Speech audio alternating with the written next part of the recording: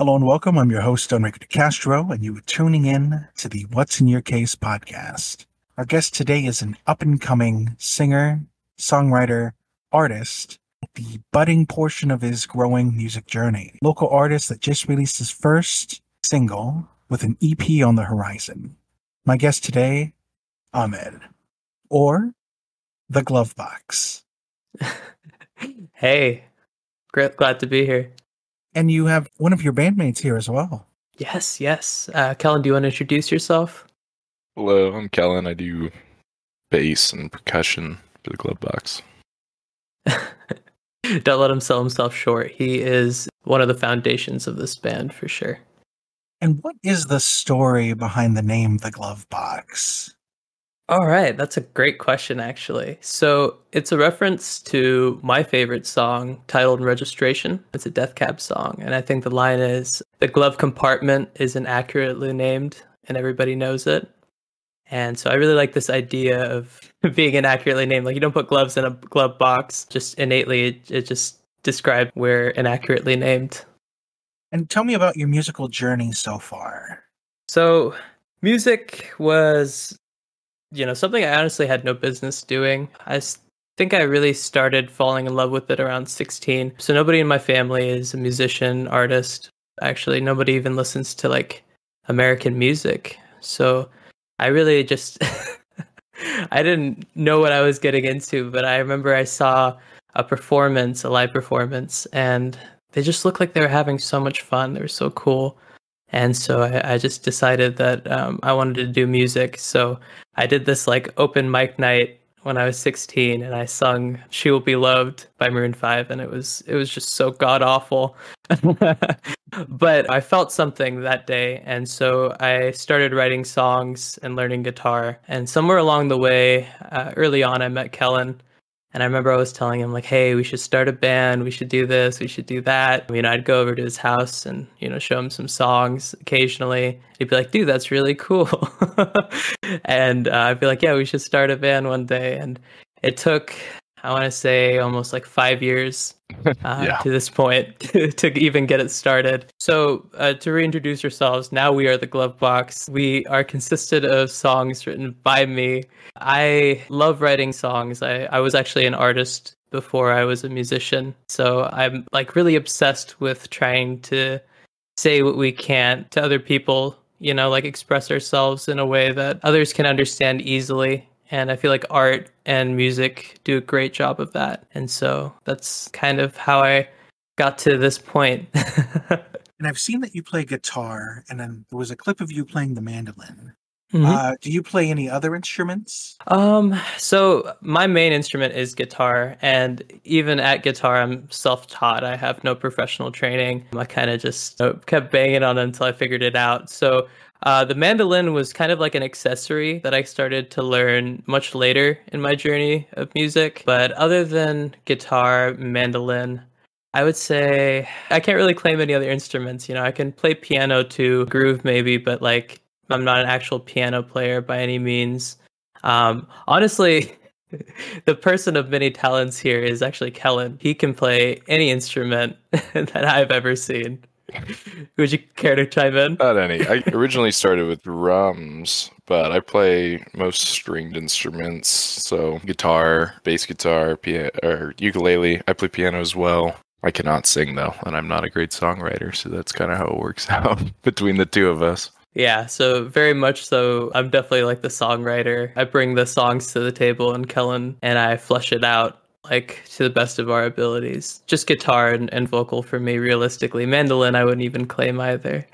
Right. And a popular question I like to ask my guests, so I'll ask both of you, is do you name your instruments?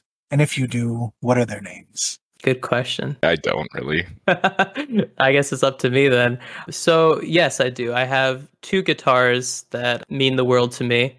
One of them is named Richard, and the other one is named Benjamin. So the one that's named Richard is a Guild D40 from 1969. I bought it because my guitar hero and songwriting hero, Richard Edwards, played the Guild.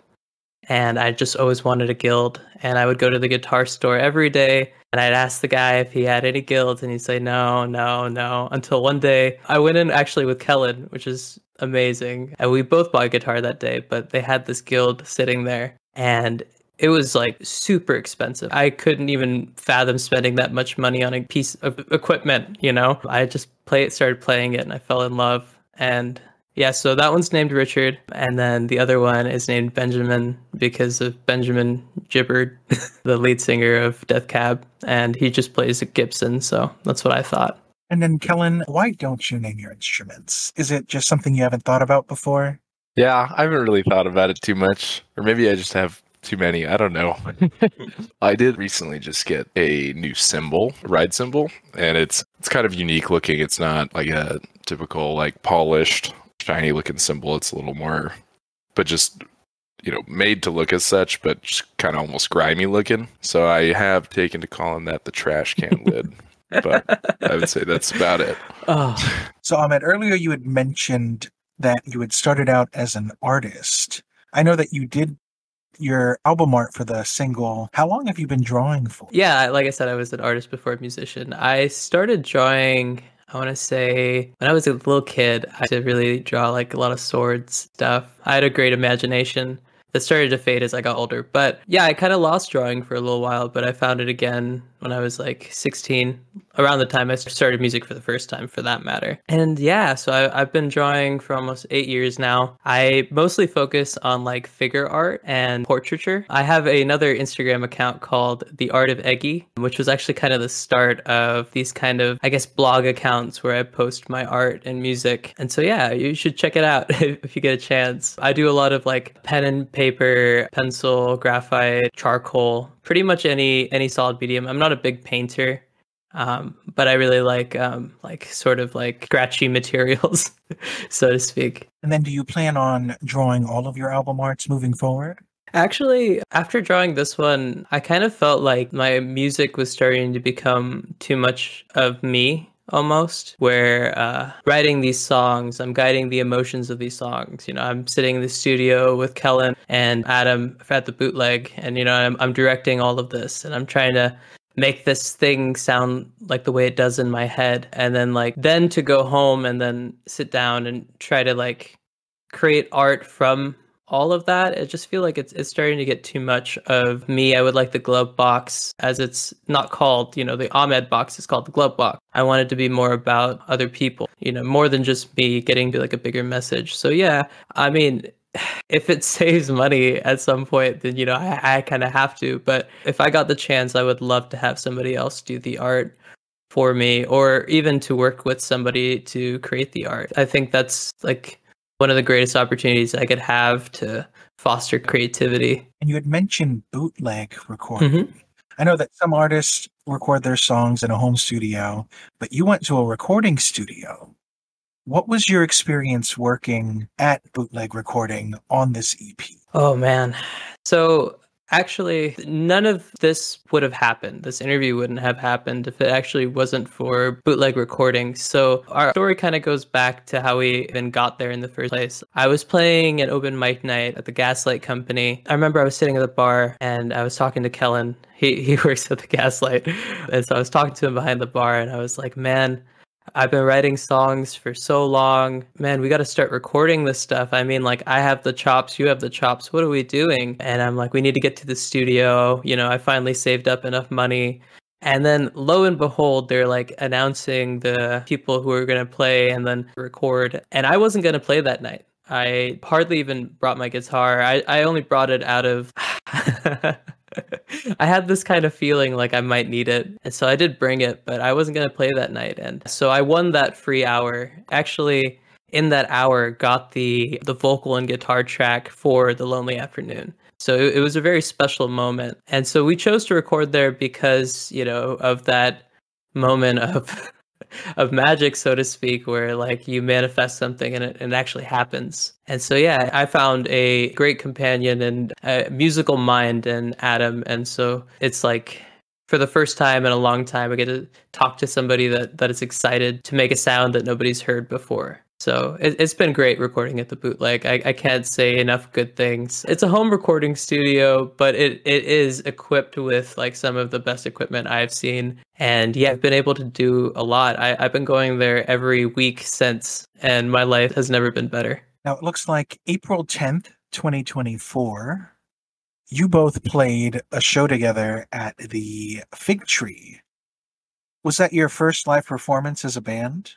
Yes, our first live performance truly as the Glove Box. That's where I announced that we would be called the Glove Box. But that was also like, in a way, the first time that me and Kellen had even sat down and played like all of those songs, really, save for maybe the first 3 that are on the EP, you know, like Kellen was discovering those songs with me on stage. And yeah, that was our first show. But yeah, that was our first show together. It was really magical. And then, Kellen, from your perspective, what was doing the first show like for you?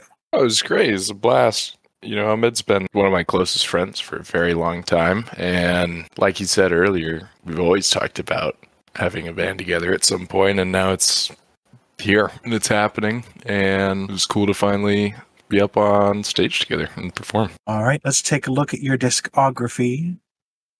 As of right now, there is only the single, Yes. A Lonely Afternoon, released April 25th, 2024. With this being your first single release, what kind of promotions did you do to advertise this song? Oh man. See, I'm completely like green here in the sense of like I almost didn't even know how to put music on Spotify until like I want to say that month. Realistically, I was just putting everything together. You know, the kind of promotions I went through was I hit up some local musicians. I saw that Liz Shine had a playlist for local artists, and so I got my music on there. She was very kind. Gracious person to talk to, and I was promoting it around in my family circles and the sort. Kellen was doing a great job, you know, showing people things that I was almost too scared to show people. So it was mostly just homegrown advertising. We're hoping to have a bigger splash with our EP. So our EP is going to have 2 more songs on it, one of which is called Frisco, the other is Quarter in a Payphone. They're very different from A Lonely Afternoon. A Lonely Afternoon is kind of like, I would say, the overarching emotion of the EP, but the other 2 songs are like the meat of the sandwich, so to speak. So it'll be exciting to start promoting those soon. I'm putting the finishing touches on the vocals for Quarter in a Payphone on Friday, actually. So you had mentioned before in one of our emails that you had some music you'd like to share on the podcast. yeah, I wanted to share a song that's going to be coming out on my EP. It's called A Quarter in a Payphone. All right, let's listen to that now. So call me when you think of me, my friend. 'Cause I've been lost in void in my head.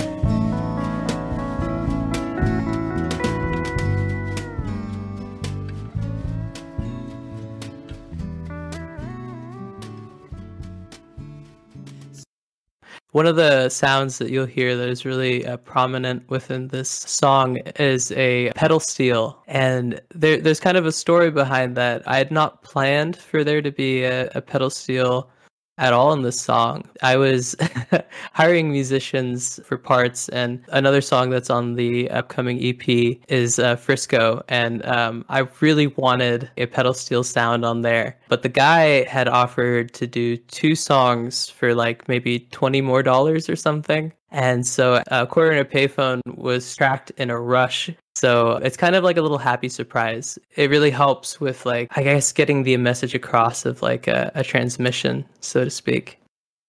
Thank you both for being our guest here on the What's in Your Case podcast. Do you have anything you'd like to promote or tell the listeners where they can find your content? So we have a lot to promote because we have a lot coming out. As you mentioned, we're budding artists.